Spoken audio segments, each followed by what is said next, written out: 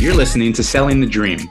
This isn't an interview, and we're not journalists, but each week we'll ask our guests to open up and share their secrets to business success. Let's have a conversation and have some fun. Hey, everybody. Welcome to Selling the Dream, a podcast for entrepreneurs, salespeople, leaders, and people who are just bored and want a good podcast to listen to. We are joined. I'm Ken Jordan, and I'm joined as always with my partner from coming to us from Carlsbad, California, Joe Iredell.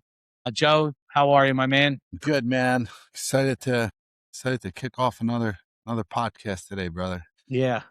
We have some big stuff, some snow brewing where we are. I know our guest, when we bring her on, I'm sure she's got, doomsday forecasts on her feed as well. We're looking at 13, 14, 15 inches in some places. Or 188, who knows? Joe, do you miss it? Or zero. Bro. You miss it? Well, when I miss it, I drive 2.5 hours east and I can get all the snow I want out there you here. Go. There you go. That's a good point. So I get the best. Coming to us from the great city of Pittsburgh is the one and only Kim Yot. Kim is with Sotheby's International Realty. So I was so excited for this episode. The Pittsburgh connection I knew there was going to be one. Joe spent some time in Pittsburgh. Me and Joe, I don't know if this came up. Me and Joe together spent some time in Pittsburgh. I forgot about it. For 6 weeks. We were did. Part of, get this, Kim, we were part of, well, first of all, say hello to everybody. Hello. Hi, guys. When we were at the Yellow Pages, we were part of what they called a SWAT team. So we were pretty good at selling ads in the phone book. And when the book in Pittsburgh was behind, they were like, what are we going to do? So they had an idea. We're like, bring these two guys from Philly into Pittsburgh and help sell ads and bring the book and bring the book in. Yep. And it was a terrible idea. It was a terrible idea because, yes, we did sell a lot, but like two 22-year-olds with too much time on our hands and way too much ego in the city of Pittsburgh, I don't know if they were ready for it. Yeah. And we did, I'll toot our own horns here. So we sold their quota for the year. We did like the first week we got out there. So then we had a lot of free time. And we basically had a month where we were left to our own devices and thought that we were the coolest guys. Oh, yeah. We were up. When was this? 2001? 2002? Yeah. Okay. Yeah, I was just trying to think what was kicking around back then. So. What is it? Strip District, right? Yep. We're down to Strip District till 2:00 in the morning eating Permane Brothers and getting up at 6 and going to the office. Bro, sounds about right. That has been purposely erased from my hard drive. I don't remember any of that stuff on purpose, bro. So before we get too far along, as you know, we always like to play Two Truths and a Lie. Kind of gives us some insight into our guest and their ability to deceive. Joe is a natural lie detector. Kim, I don't know if I told you that. No. He's a natural lie. So by the time we're done, he's going to get first crack at what he thinks is the lie. And then we'll see if he's right. So, all right. So let's start there. Two truths and a lie. Kim, give them to us. All right. Two truths and a lie. Not in any particular order. Okay. So I absolutely love kidney beans. Okay. I had a baby at 19 and married at 21. And I used to sell magazines for International Readers League when I was 15 years old. And I used to call things out of the phone book. All right. Okay. I like that. Mm-hmm. All right. Let's see if we can figure that out. We studied your body language while you were talking, and we'll see what we come up with. So first of all, Kim, thank you very, very much for joining us today. We love talking to salespeople, and as a real estate professional, obviously, you're incredibly successful. I'll toot your horn for you, for those that don't know. And I know that journey is never a straight line. And, I was excited to bring you on here today, but I want to talk a little bit about your early days. What did you do before real estate? And, from the time you were selling magazines to the time you got into real estate, what was that like? So I feel like my journey has evolved authentically and by no mistake and in my experience with just kind of like my hustle, right? So I feel like I got into the healthcare industry really young. I was, 20 years old, 19 turning 20. I took a job at Children's Hospital here in Pittsburgh, and I was a registration clerk for the patient access division there. And I slowly learned every facet of that, department. It had a lot to do. I was encountering a lot of, I have shifted my mindset to say clients, but at that point it was patients. Children's Hospital was obviously a trauma hospital. I was their very front facing person whenever you walked in the door, and I worked an evening shift, which was obviously chaos, always chaos. So long story short, I started off in that arena. I had slowly worked my way through some of the healthcare organizations where I then eventually landed at Shadyside Hospital, transitioned into UPMC. UPMC is a very large healthcare organization here in the Pittsburgh area. They own a lot of facilities here, where that I eventually got into management and ran the front business office of the Hillman Cancer Center, where I matrix managed 2 different cancer centers and radiation oncology divisions. So I kind of just got into that business, learned every facet of that business, made myself, non-expendable. So they could put me pretty much anywhere. And I did that while raising a family, going to school. And so I was in that industry for about 26 years prior to leaving for real estate. What was it like when you were working at when you were the family facing person for your organization? I imagine that you're dealing with families that are going through very difficult times. Is that something that you like? Was that part of your job, was to kind of communicate with those families and kind of, was there interaction with them where you needed to like? There was bad a lot news and stuff like that. There was always a lot of interaction with the patients, because I was the front forward facing person. I was the frontline person. I was the first person they engaged from the time that they walked into the door. And that was most of the jobs that I took there. But then when I became in a management role, not only was I in charge of their overall entire, their billing, from their experience to their process for the cancer center, I was, I was a part of these people's lives. We're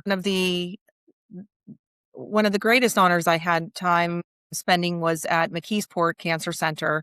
It was UPMC McKeesport Cancer Center. It was a very small community hospital, and we were opening a new cancer center there you're not in a big hospital at that point. You're in a very small community, and it was amazing because you were able to, I felt like I was able to touch on those patients' lives front and center, because we were so immersed into the overall clinical aspect of it. So we were kind of like one big family. So there were times where I was having very hard conversations about drugs that weren't covered under insurance policies, or for Medicare clients that couldn't meet medical necessity to get on a trial for cancer, like cancer protocols and trials, if they didn't qualify. And then we would find community resources to get them on these trials. So I feel like my job has always been working with people and finding solutions for problems. So I found that was really easy for me to transition just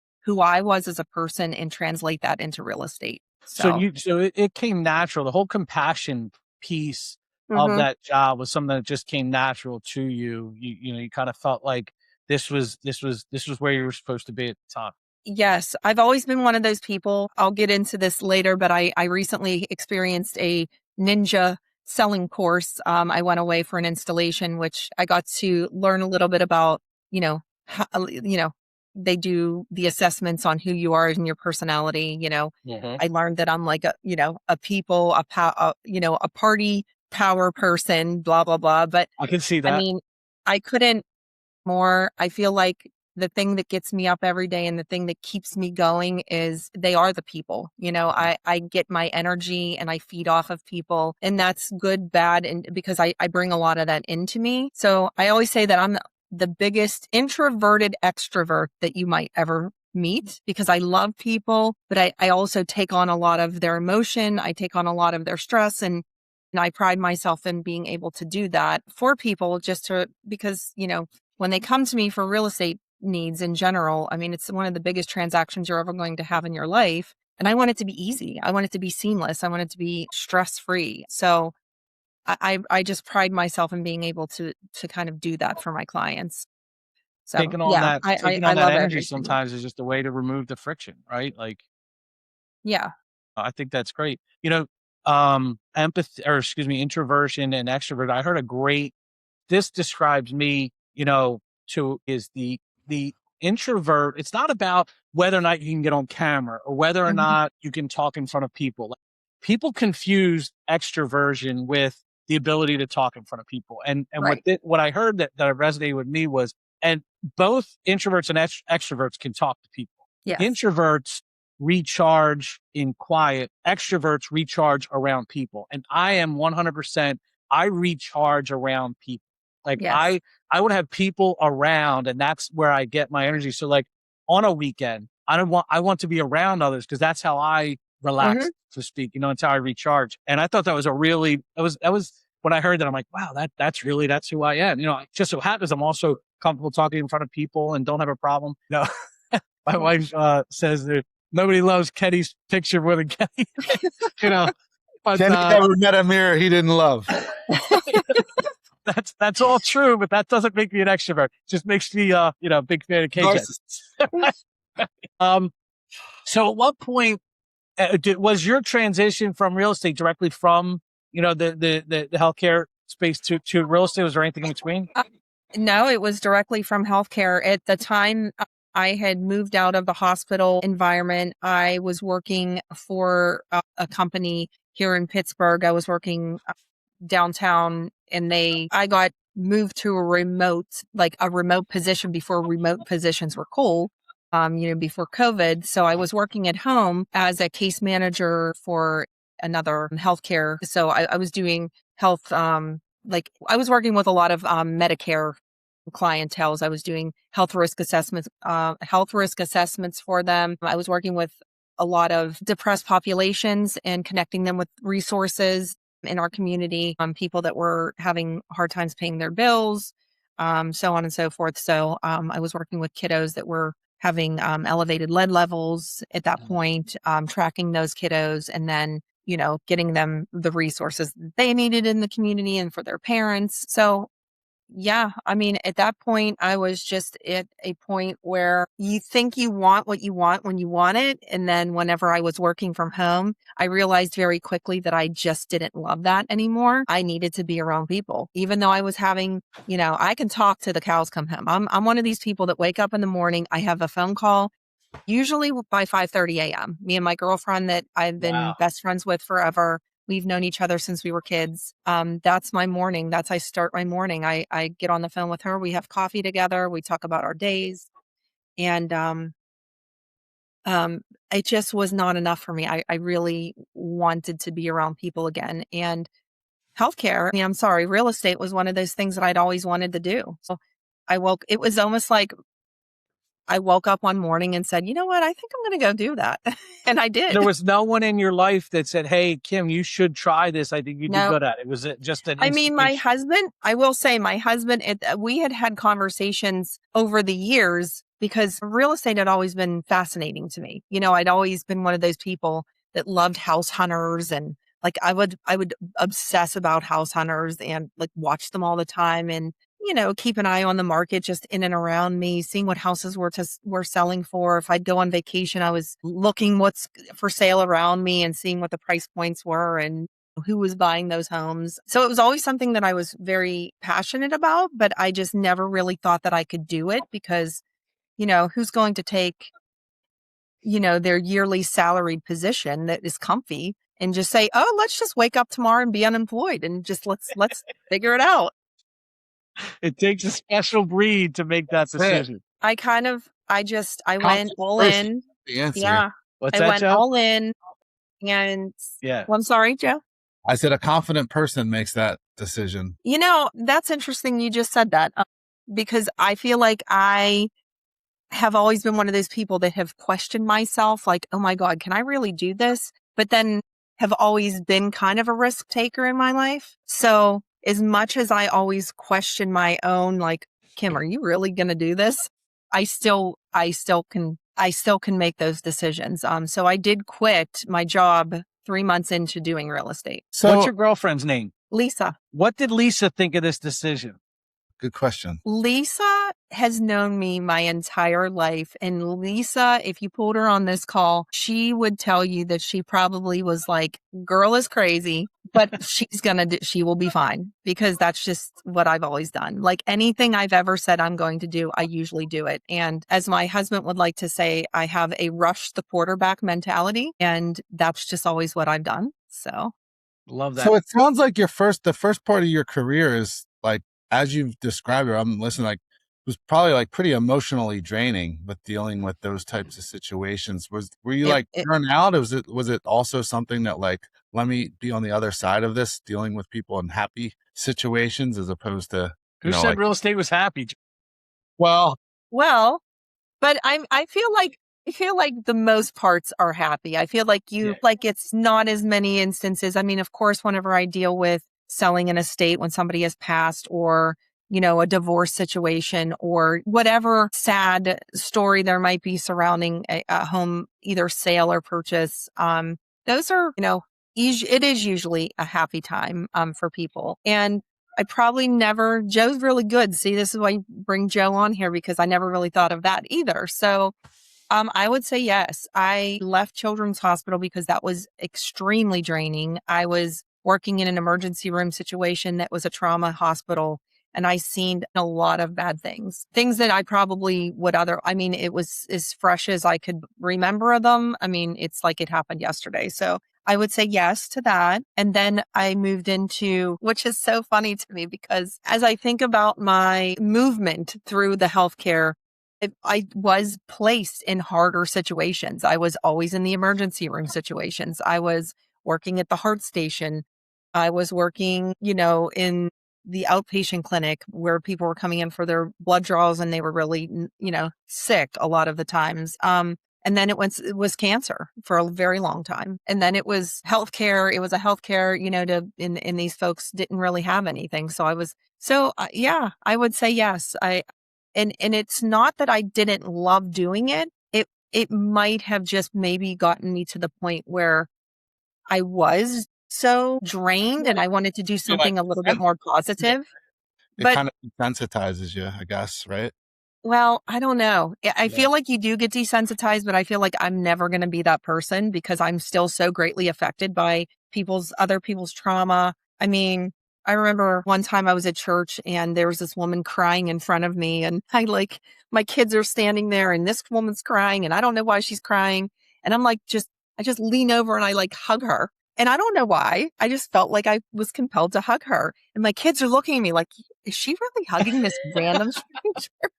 And I don't know. I feel like I get what I need for me out of being there for other people. But you might be right in a sense that it did become a little overwhelming at times, dealing with that day in and day out. Yeah. Yeah. So you take which, side note, that's how this podcast started with like your conversations with Lisa. Like me and Joe would talk all the time, and it was just conversations having similar to this, but we were like, since we're in our 40s, like I think we're supposed to start a podcast. So should we start a podcast? And that's what it is. And it's just conversations like this. But I love that you have that person though. I love that you have that person that you can call, that I'm sure you've talked about every single topic under the sun with Lisa, and the fact that she would say, you're crazy, but you're going to succeed. Sometimes it's that external confidence that you get. Like Joe is, a lot of times Joe's been my external confidence, where it's like, yeah, I don't know if I should do this. And you're like, dude, you'll be fine, because that's just, and vice versa. So like, I think that's huge. That's a blessing to have. I think that's cool. Yes, it is. So you took so here we are, got this transition from the hospital space to the real estate space, lifting this burden that you're carrying to take on this risk and excitement and unknown and this journey. Where did you start? Who was your first mentor in the business? So my very first mentor, and it was interesting how on my social medias today, I know at least a zillion realtors. They're on your social media. At that point, I had one realtor on my social media. And at that point, and by the way, I've always been a hustler, kind of always done side stuff. I've been a bartender. I owned a restaurant. I Owned a What else? restaurant. Yeah, I did. We opened a restaurant and it was only open for a year, and that's a whole nother thing. But I'm kind of always the person that's, I was a server. I sold Mary Kay. I sold Rodan and Fields and did really well at that. So long story short, I had this one realtor on my Facebook page because I sold Rodan and Fields. It's like a skincare line. Oh yeah, Yes. And that was Melinda Lynch. She has I think she's with Keller Williams now. So I reached out to her and said, hey, I'd like to have a conversation with you because I would like to get into real estate. And her and I met for lunch. We really hit it off. We had maybe like a 3-hour lunch at that point. And that was it. That was all she wrote. And I ended up joining that team. And I think I was with the team for close to almost 3 years, I think it was. And before you went, did you go out on your own? Did you go to another team? No, I went out on my own. So the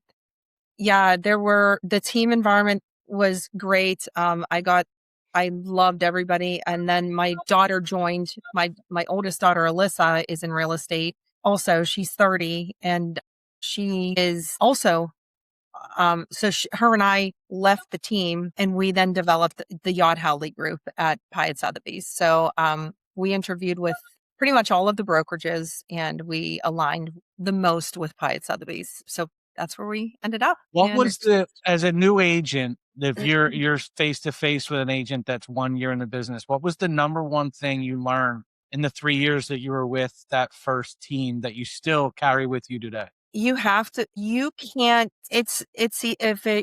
you're doing this for yourself independently as a solo agent, if you are part of a team, nobody's getting up to do this for you. You have to get up and do it for yourself. I think that's kind of the biggest piece of advice is, and only with expanding and evolving my team and trying to grow my team now, you can give an agent all the tools, but you can't build in that hustle. That hustle has to be there.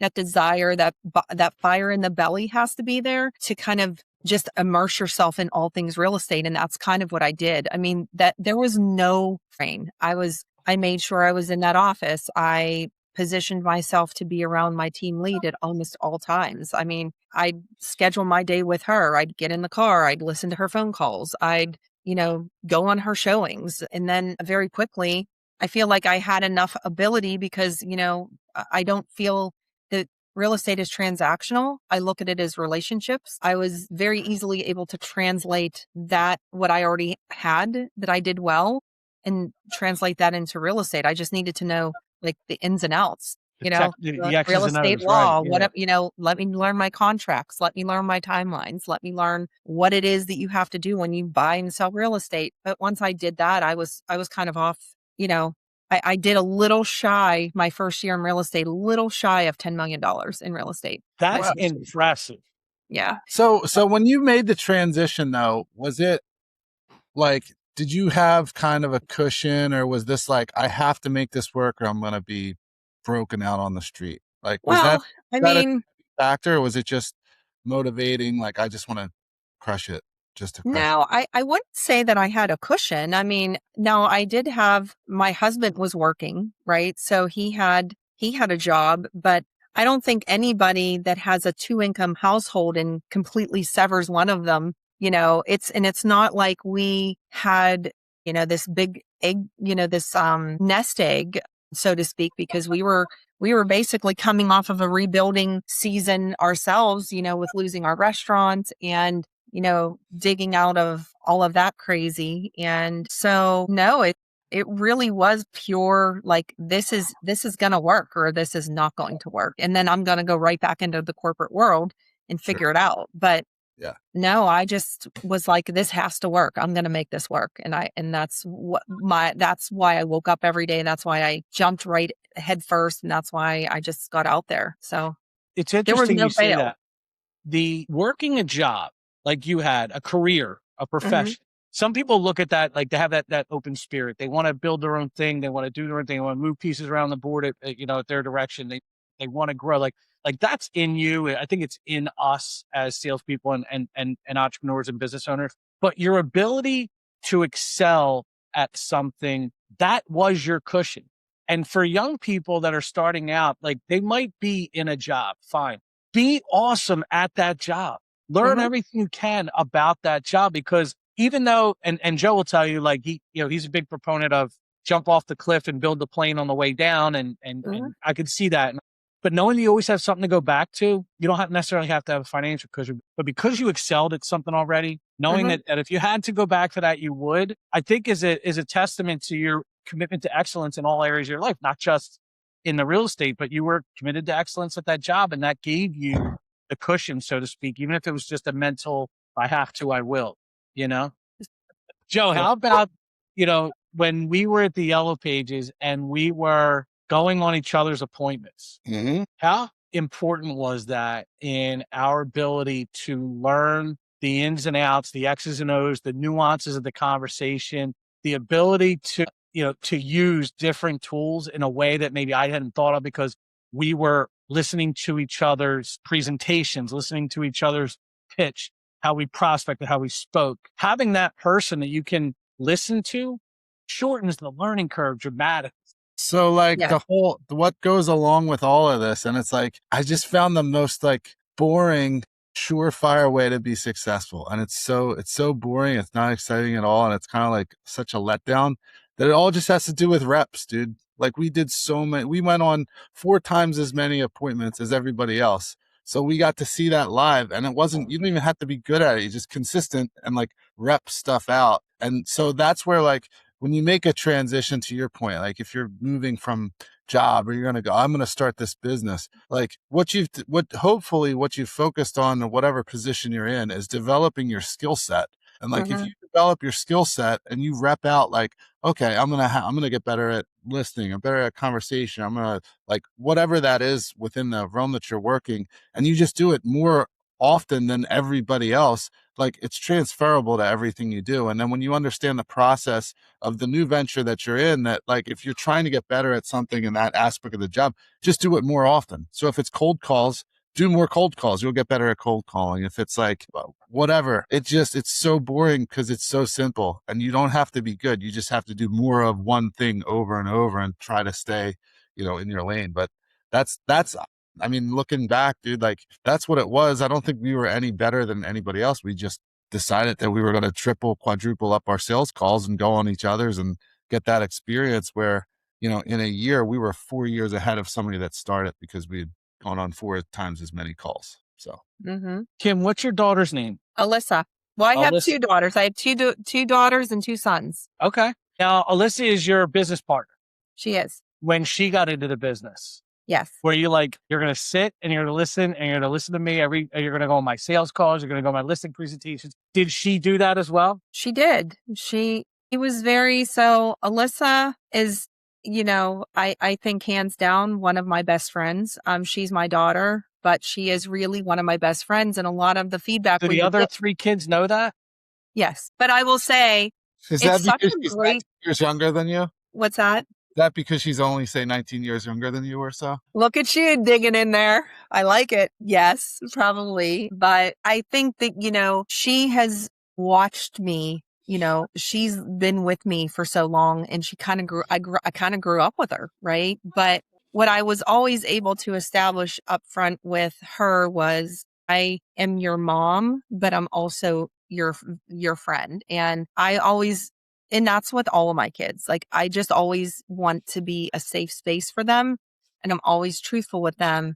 And I don't, I'm not one of those people that get really tied down with a lot of obnoxiousness. Like, people are people and people are going to do things. And so I was kind of like a cool mom, so, but I didn't blur those lines. Like, I'm mom, but I'm also a realist, but yeah, I think she's so good at so many things that I'm not. And I think vice versa. So she's so soft, and I love that about her. And I feel like And I feel like I attribute that to, maybe having a really nice, she had a comfortable childhood and, we didn't want for much and we worked really hard and, I was really involved in, when you have somebody that didn't come from that as much, I worked really hard for everything that I've gotten in my life. So I think she's just watched me evolve and she has learned so much just from me and her dad, who,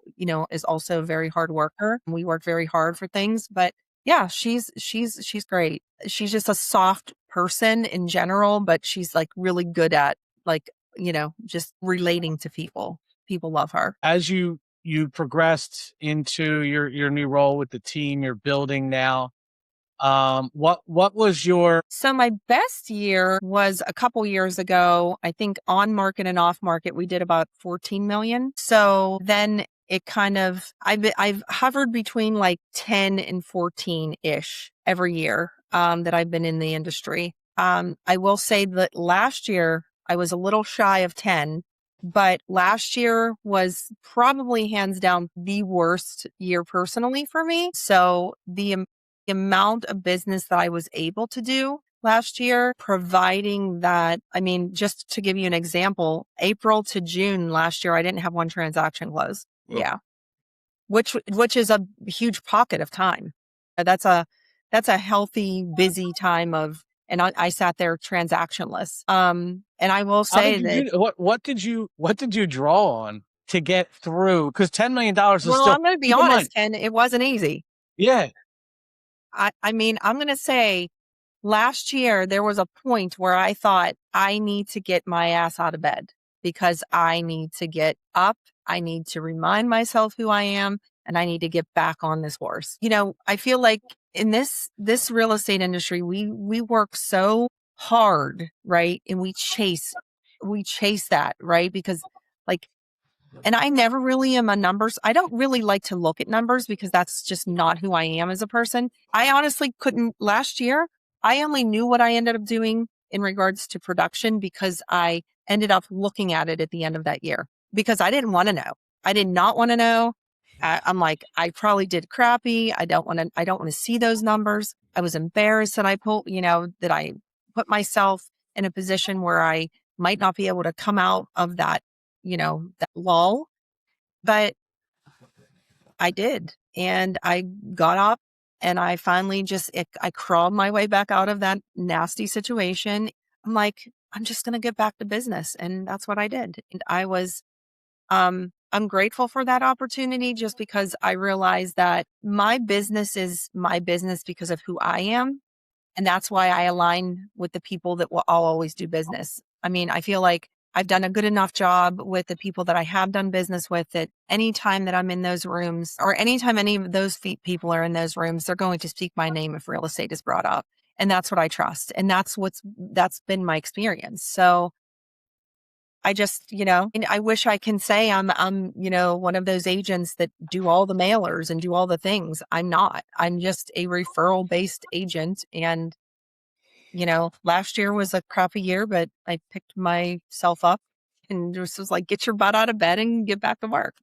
Kim, I love that you share this kind of stuff. And part of the reason why I think when I originally spoke to you a couple of weeks ago, I said, I was inspired by your vulnerability on social media. Was that part of the process for you?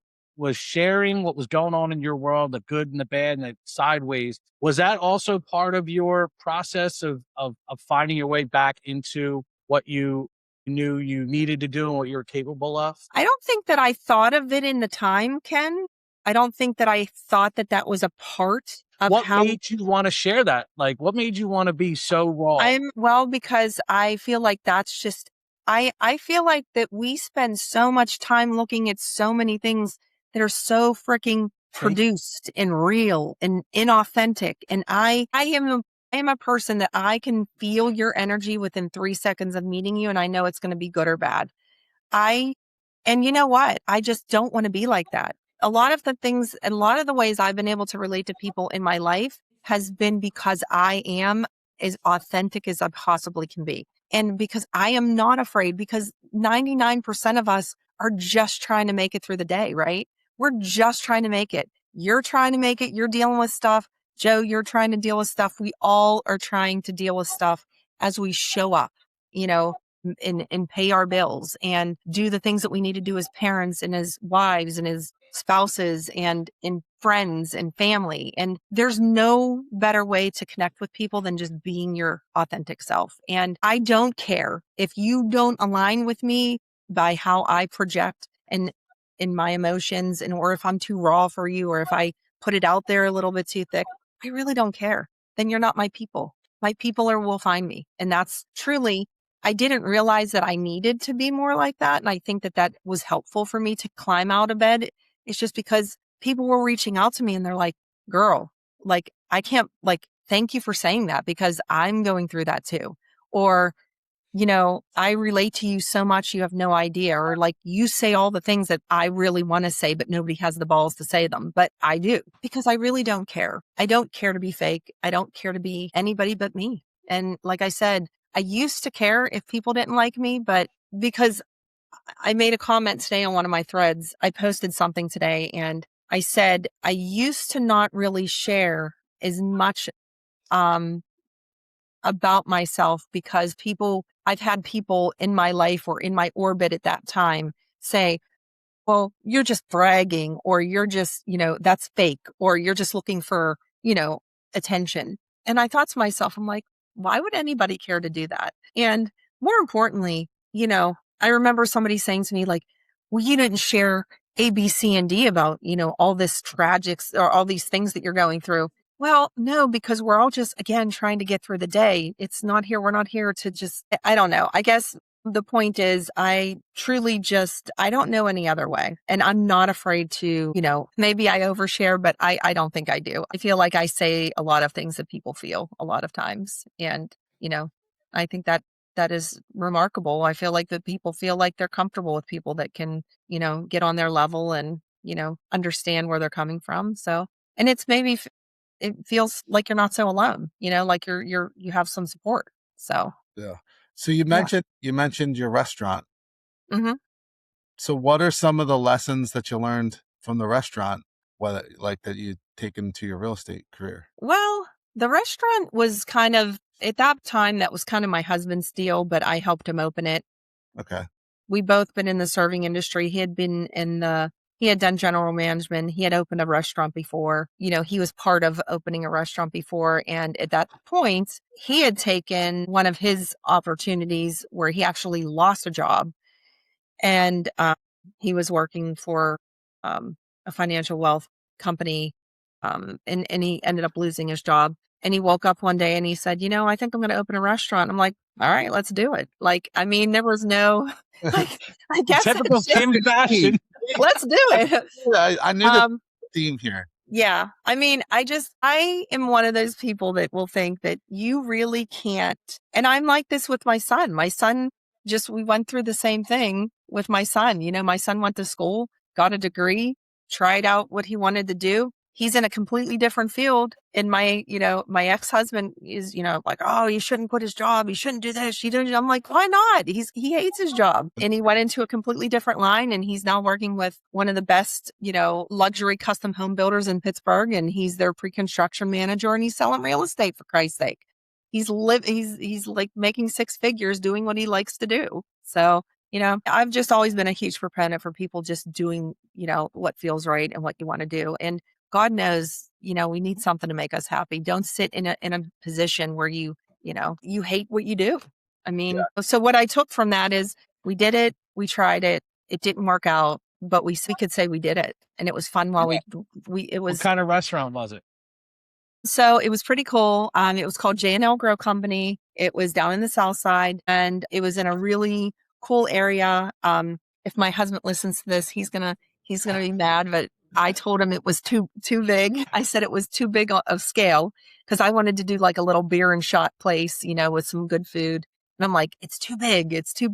And it was too big. But it ended up being you know, we just didn't get the trajectory of in the you know, people coming in the doors, but it was called J&L Grill Company.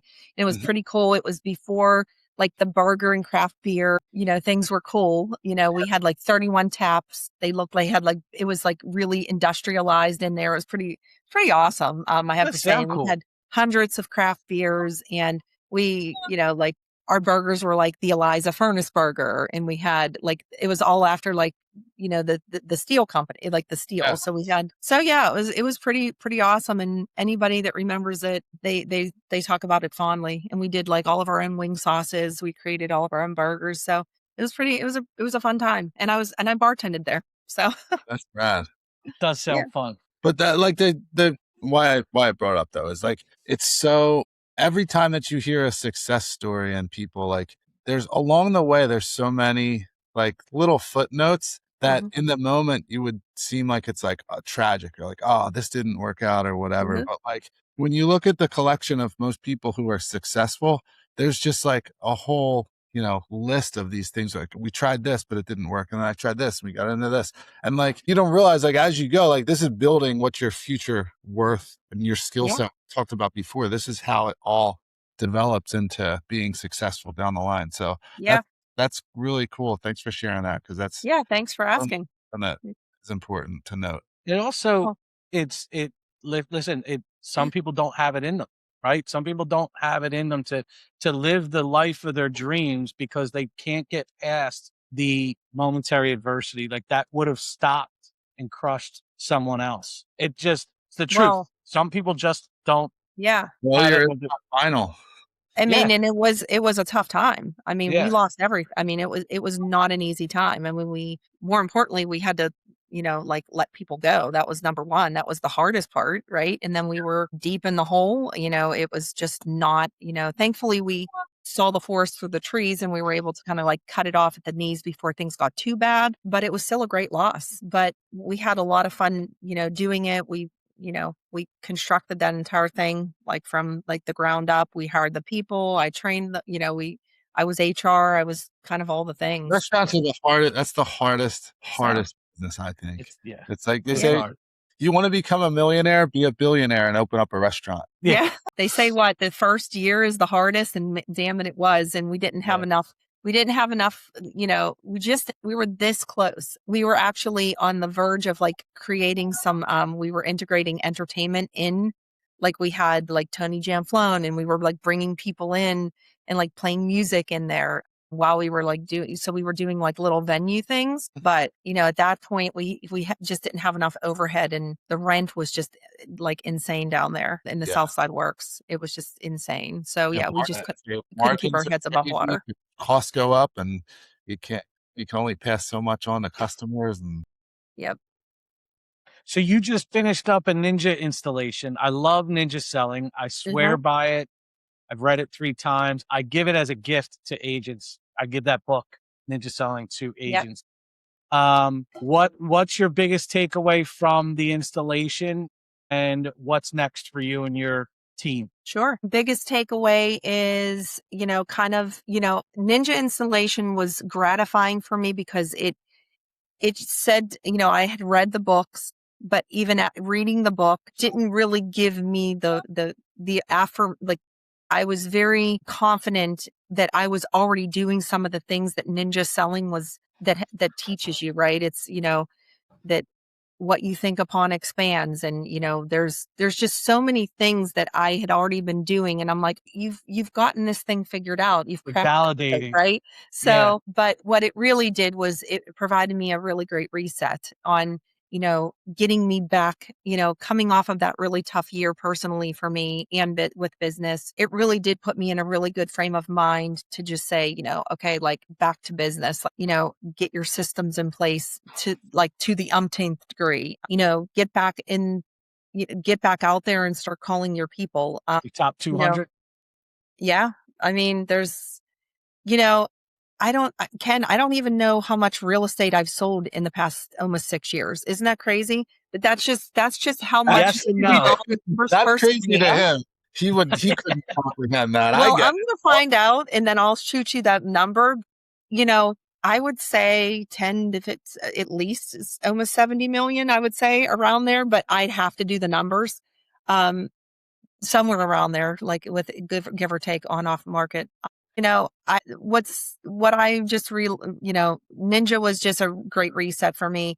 I think that, the Ninja 9, doing those activities that, will connect you with the people. It's not about, a transaction. It's about building relationships, and keeping your mind right. It's investing in yourself as well and taking the time, gratitudes, affirmations, what you think upon, like that's a big one for me. Like what you think on it, what you think on it expands. So good or bad, Particular right? activator, right? Correct. And then as for what's next for us, I mean, we're just getting back to business. I mean, currently we're pretty busy right now. I think we have 10 to 11 pending transactions so far. We have a lot of things in the pipeline coming. I'm really just trying to stay on top of those relationships, those touch points that I got away from last year. And again, it's not that it was intentional. It was just necessary for me to take a breather. So yeah, just refocus and get back out there and kick some butt. I'm excited for you. And I think that what you've done, the success you've had almost purely on intuition, couple that with the execution and the structure and that Ninja gives you, I can't imagine you're not going to have an unbelievable 2026. So thank you. I wish you the best. Now we come to our favorite part of the show. Woo-hoo! We guess which were the lie, which one of the facts was the lie. And I think I know. All right. And there were some clues in there. All right, so let me just restate them. Love kidney beans. Mm-hmm. Had a baby at 19, married at 21, sold magazines at the age of 15 years old. Joe, which one of those is the lie? So I think it's pretty well established that number 2 is not the lie. Number 2. But so the devil's always in the details. So like, it could be like, no, it wasn't 19, I was 20, or like, I didn't actually get married. So we'll just assume that this is, we're not getting too tricky here with that one. In order to get a job at UMPC or like one, like something like that, you need to have previous experience. So I think having a job at 15 selling, that's going to help you get a pretty good job at 19. So I also think that one's true. I don't know anyone that likes kidney beans. So I like kidney beans. So but then she also described like the menu at the restaurant. So it's like, it didn't include kidney beans. So that's like, so I'm going to go with. In all fairness, though, she didn't give us the whole menu. But I agree. That's where I was all right. So Joe, you're going with kidney beans is the lie? Yeah. I'm going to also go with kidney beans for a different reason. Why is it your reason? I think that you and your husband argued whether kidney beans should be on the menu, and he won. All right, which one's the lie? You both are exactly right. You're absolutely right. So I was pregnant at 19, married at 21. I did work for International Readers League at 15. I had like some random way that I was able to work like with a junior permit or something that, Well, what did you do? What was that job? So I literally called numbers out of the phone book. Like I legit had a phone book and I would take a highlighter and call these people and sell magazines. And that's what I did.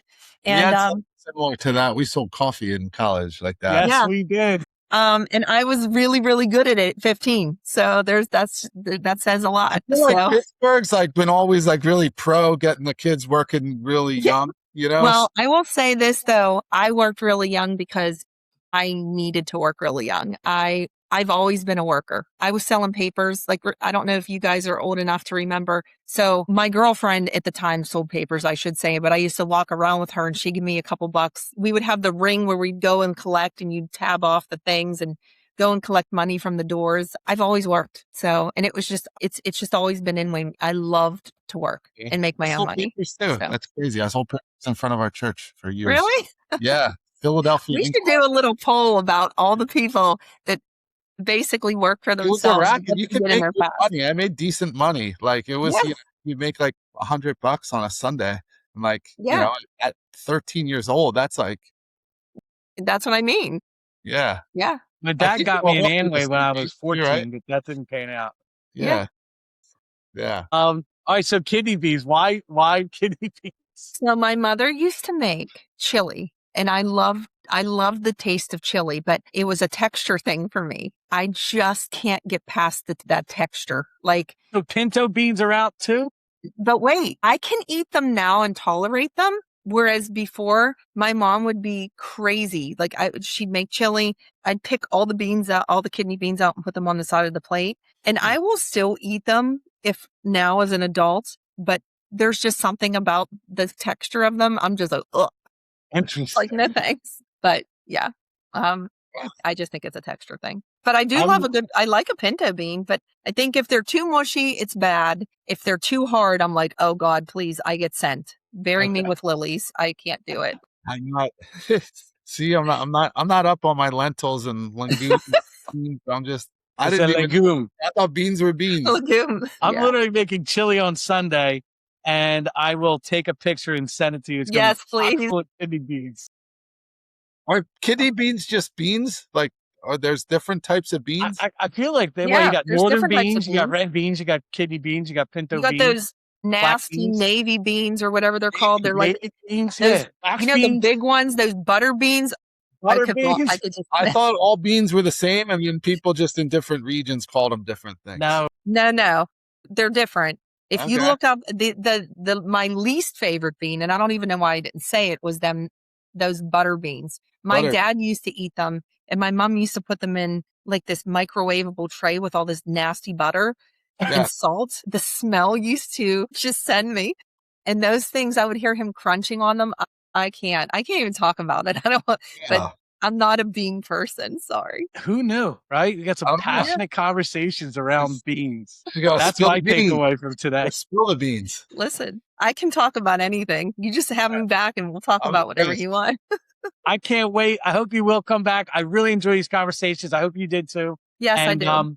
And I'm grateful for you hanging out with us today. And, hopefully we'll chat again soon. Yeah.